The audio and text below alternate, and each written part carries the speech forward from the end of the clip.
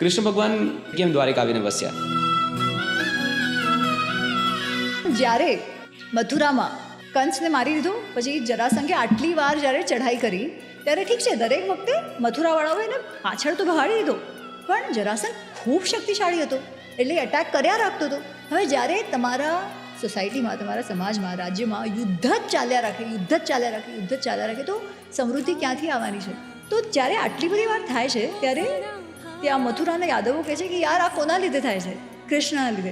જરાસંઘને જે સૌથી વધારે ખુન્નસ છે એ કોની માટે તો છે? કેમ મારી કેમ નથી નાખતા જરાસંઘને કૃષ્ણ ભગવાન? કેમ કે એ જરાસંઘ ખૂબ શક્તિશાળી છે. કૃષ્ણ ભગવાન તો સર્વસક્ષમ હતા ને. એ આપણે હમણાં જોઈએ છે.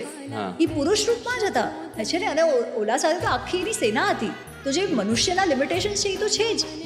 તો ત્યાંના લોકો કહેવા માંડે છે કે અરે યાર આ તો કૃષ્ણના લીધે અમારે બધા હેરાન થવું પડે છે, આમ તેમ. તો કૃષ્ણ કહે છે ઠીક છે, ઘડી એની સાથે લડવું, જ્યારે આપણે જાણીએ છીએ કે આપણે એના કરતાં વીક પોઝિશનમાં છીએ ઓવરઓલ, તો અહીંયા રહીને કંઈ ફાયદો નથી. એટલે હમણાં તો અહીંયાથી વયો જાઉં છું.